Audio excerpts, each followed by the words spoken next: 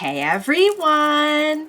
Welcome back! I am back today with more Mob Psycho 100. You guys, I am really excited. If you're joining me early today, you know what it means. It means you are one of my awesome patrons.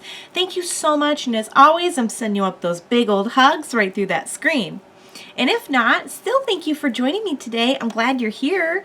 I do hope you'll consider supporting me that way. The link to my Patreon is going to be in the description down below.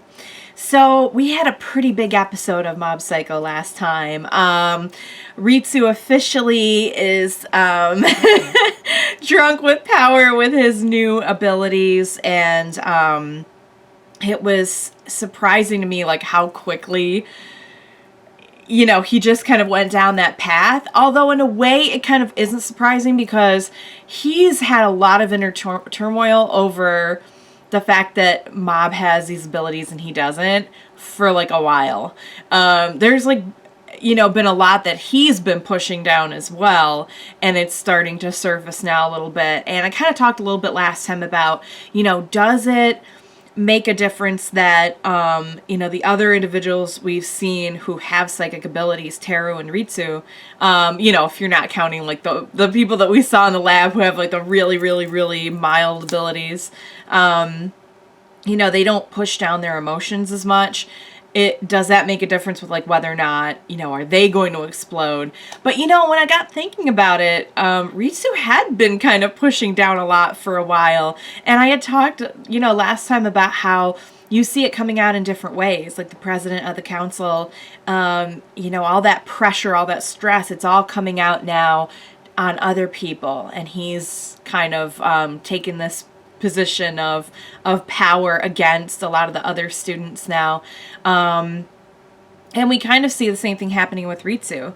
All of that he felt for years has built up, and now that he has some power, he's pretty anxious to use it. So we saw a couple things last episode. We saw like a hooded figure saying something about kind of like they were observing Ritsu to see what was going on, and I'm like, who's that? So I bet we'll get more on that. We had the little encounter between Teru and Ritsu, and even Dimple was like, nah, get out of there. So I wonder why like some people are stronger than others with their abilities. Maybe they activated them earlier in life. Mob seems to have had his since he was little. I don't know about Teru. We really don't know a whole lot about Teru's situation.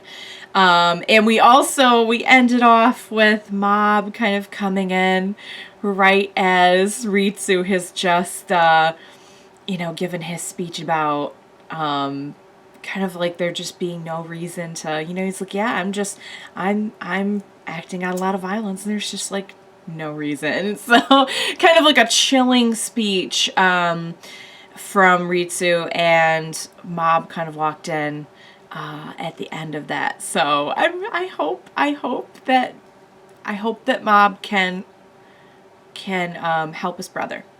But we also have to watch out for Mob because he's dealing with a lot as well, and is very volatile with his abilities right now. So like I don't want anything to happen to him either. I don't want Ritsu to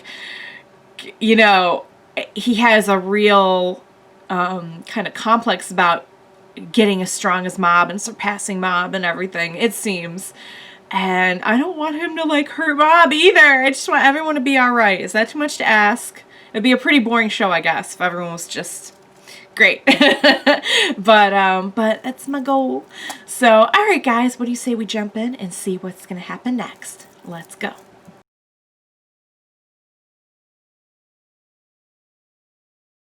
Alright, you guys, that was so good. Oh my goodness, so many feels right now. My heart was just broken, absolutely broken for Mob when his brother was saying all that to him. And I don't think it's true. I think, obviously, if these abilities have anything to do with high emotion, I think he was, very upset. I think maybe there was some truth to it. He did see his brother lose control the one time. And yeah, it's probably pretty scary, but I don't believe that he doesn't really care how his brother feels and everything. And he was just scared and trying not to get him like stress out to like a breaking point or anything. I can't believe that. And then when his brother was getting beat up, he was trying to help, so I can't fully believe that. While there was probably some truth in it, but I was heartbroken for Mob to think that like he really thought that his brother cared and now he thinks otherwise, just so sad. But wow, the fight scenes were amazing in this, and I just want to go out on a limb here and say again that the animation here is incredible. I cannot believe like in the they like crashed through a building, I think, and we saw like the whole thing. We saw it from the outside. I was just thinking like, oh my god, this was like hand drawn. That's insane. But so this whole thing is all based on the fact that they think that Ritsu is Mob.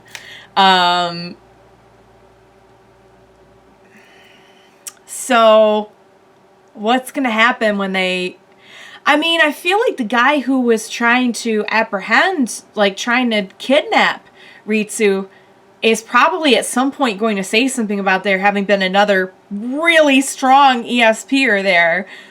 Are they going to go back and try to get Mob too? But I think Mob's going to come to them. But the fact that Teru, as strong as he is terrified of this organization really says something. We also got to know their name, Claw. We know they have like hundreds of ESPers.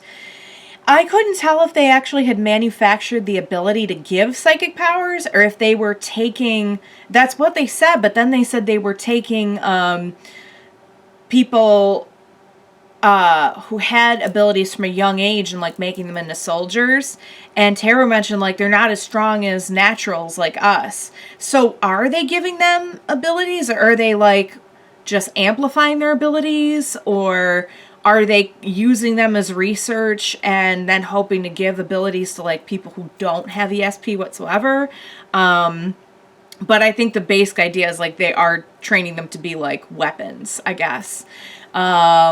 So we have our big bad, I think, of the season. I don't know, maybe of the series, but I think something tells me like if Mob could get in there and get to 100%, like it would be over fairly quickly. Like we've seen him up against an actual like powerful adult ESPer now.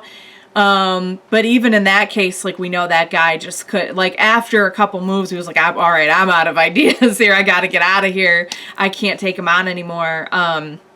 So I think Mob is just like, I don't know we're kind of like in a Saitama situation again now, because like we don't really know what the limits of his powers are until we see him up against more people with abilities. But at this stage, I would venture to guess he's probably stronger than anyone. So I don't know. Maybe I'll stand corrected in a couple of episodes. But so Ritsu has been kidnapped. And the fight scene was just incredible. But yeah, I'm so sad about their, like, where they stand right now as brothers. I need that resolved, please. Because I don't think that all that's true. I don't know. Is it? Like, maybe you guys can feel it. Is it true that, like, he just never really cared and was just scared of his brother and everything? I think, like, he probably was scared and he probably did feel inferior.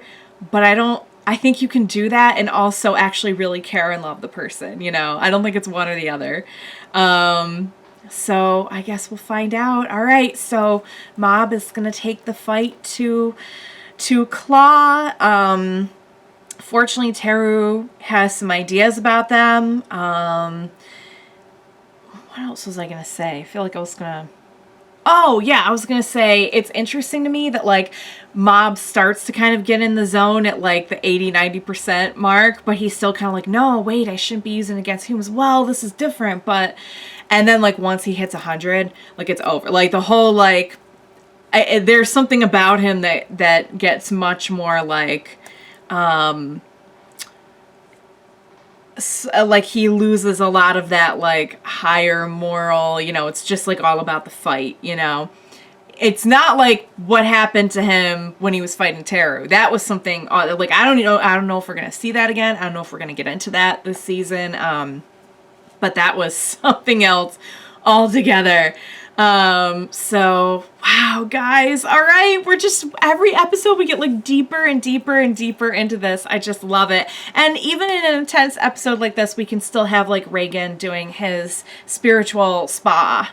And it's just amazing. It just makes me wonder why he didn't just open a spa. You know, like maybe like a holistic spa where like, oh, you know, good energy and all that, you know. There's spas like that. It doesn't have to be strictly like get rid of your evil spirits, but something tells me there's probably more money to be made in like the getting rid of evil spirits massage. So, all right, guys. That was great. I hope you enjoyed it as much as I did. I had a blast with it. I cannot wait to see more. Thank you so much for joining me today. Please be sure to join me next time and we will watch it together. Bye for now, guys.